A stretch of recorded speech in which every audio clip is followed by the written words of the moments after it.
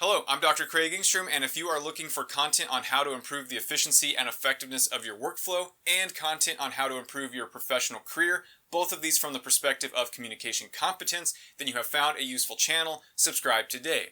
So last week I posted a vlog showing the pickup and unboxing of the Surface Book 3, which was a pretty fun video to make. This week, I'm going to be sharing with you 5 persuasive communication strategies that 2 Microsoft employees, Paul Romlietis and John Kefalukas, used to actually get me to choose the Microsoft Surface Book 3. So let's get started. So the first tactic is straight up application of 3 of Robert Cialdini's 6 principles of influence from his book Influence, and I will have the link in the description below so you can purchase that book. 3 of these tactics are likability, authority, and reciprocity. I like Paul and John. They were students in my business communication course several years ago, and we've stayed in touch since then through LinkedIn and Twitter, so they definitely hit the mark when it comes to likability. So they have authority because they work for Microsoft. But here's the thing, I didn't even know about the Surface Book 3. I reached out to John because he's a former professional gamer, and I know that he knows computers. So I DM'd him on Twitter asking him his advice on specs for another computer. He immediately replied, "Are you looking at the Surface Book 3? Now, he understood my goals as an instructor and trainer and thought that this would be a useful device. So he immediately set aside some time for me to demo the product with Paul that day. Now, neither of them is going to get a commission for this sell. So why were they really helping me out? And here I want to take a moment to say, are you listening, Microsoft? That's some dedicated brand enthusiasts. So even though they didn't get a commission, maybe you should give them something. Show me the money! Okay, so why were they helping me? That's where the third principle comes into play, reciprocity.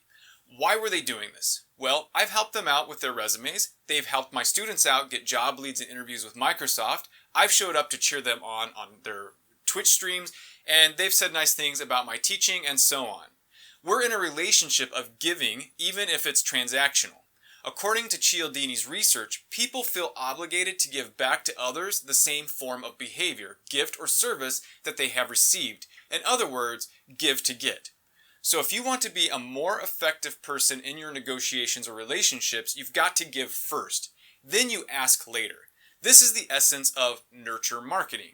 And as you can see, even just kind comments, like "Craig is one of my favorite professors," years down the line means I might feel obligated to purchase the device that they're showing me. Okay, so I wanted to get Paul's take on this idea of reciprocity, and here's what he had to say. He actually started at Microsoft with 0 sales experience, but the manager hired him because he had people skills. So Paul says it's all about building rapport and asking the right questions and slowly peeling back the needs of the customer, sort of like pulling back the layers of an onion and identifying what they need and then suggesting to them what the solution will be based on what's important to them. And he says this is the best way to close a sale. He says if you do that, the product will sell itself. And at the end of the day, most people don't want to do business with businesses and vice versa. People do business with people. I 100% agree with that. Okay, so one thing Paul said in that statement was that you need to identify the customer's wants and needs, finding out what's important to them, then suggesting a solution. And this is critical and leads us to tactic number 2, which is to be needs focused.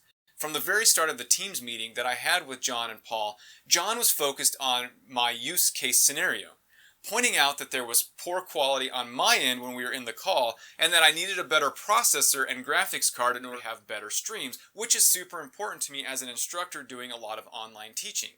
Now, he highlighted that the device, the Surface Book 3, has a 1080p high-definition camera, which few laptops have, which means that I'll look better on camera when doing a presentation directly from the device itself when I don't have a webcam handy. He showed me how one could work with the Surface in Microsoft Teams meetings, which he knew that I was using for my teaching. He showed me how the Surface Pen could be used in whiteboard format or as a clicker, which would be powerful for me in a classroom. He showed me how to convert notes to text, how to mark up PowerPoints. He was throwing all of these things on the screen while he was doing that, and he said, hey, by the way, this would be helpful while you're doing client resumes. He showed how I could detach the device and walk from one room to another, how I could seamlessly flip the Surface, making it a 2-in-1, and so on. But Paul and John weren't just pitching to me. They were actively listening, which is a good tactic, and that leads me to tactic number 3. When I said something like, "That's awesome," they would go more in depth on that topic. When I said I needed to be able to quickly take items from my phone or camera, they reminded me that the device has an SD card, which very few devices these days is coming with. They reminded me that the Surface is optimized for the Microsoft 365 ecosystem, so everything would be seamless between all of my various devices. They also used a tactic called mirroring, and I don't even think that they knew that they were doing it. For example, when I would say, wow, I love that you can do that, they said, your students will also love that you can do that. Mirroring my language, love that you can do that. Or when I said, that's one of my favorite things about Teams, they would reply, that's one of my favorite things about Teams too. And, by the way, you could do this with the Surface. Now, this affirming yes and language is actually shown to be very effective in sales. In the article, with a super long title, wait for it, The Convergence of Mirroring and Empathy, still going, Communications Training in Business-to-Business Personal Selling Persuasion Efforts, the authors note that their analysis revealed that those who were trained in mirroring were more successful in obtaining intent to purchase than were the control group members who were not trained and consequently did not perform mirroring. Now, John and Paul did all of this active listening and mirroring while doing what is tactic number 4, and that is showing, not telling. A key aspect of convincing others is demonstration. As I noted before, they were showing how the Surface Pen worked, for example, and John walked me through how he could seamlessly shift between devices. The way he was doing this definitely enhanced his authority and my likelihood to purchase, because he was matching what he knew I would need to do and showing me how I would be able to do it.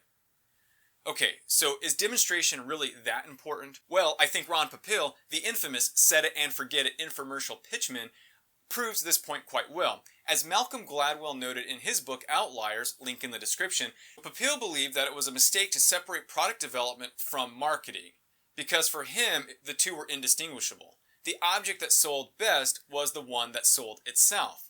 So what better way to sell a Surface Book 3 than by using a Surface Book 3 in Microsoft Teams during a sales pitch? Way to go, guys. So we had an established relationship of reciprocity. They focused on my needs, they listened, and they demonstrated. But they also used tactic number 5 when it came to making the close.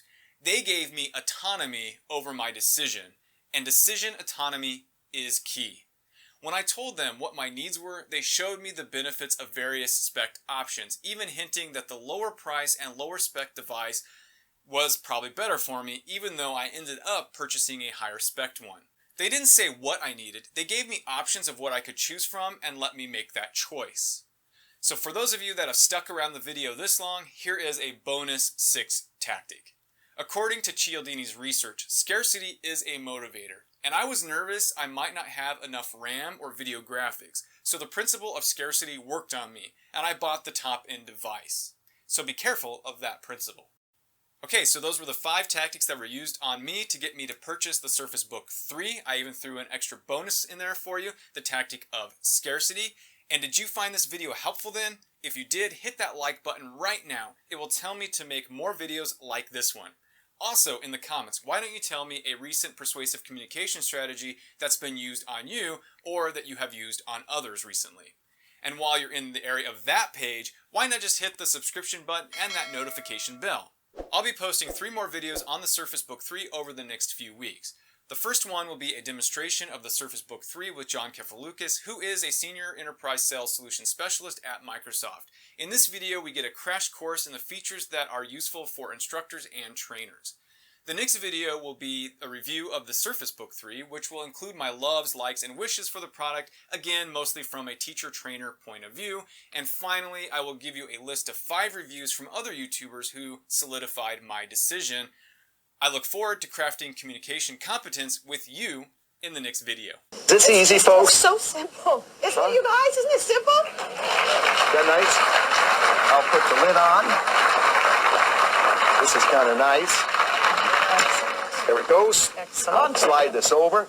Get this chicken over, this chicken over, and this chicken over. And I'll just walk over here. I'll put it in this new Pro model. I'll slide it back. If you followed all the instructional material, you just...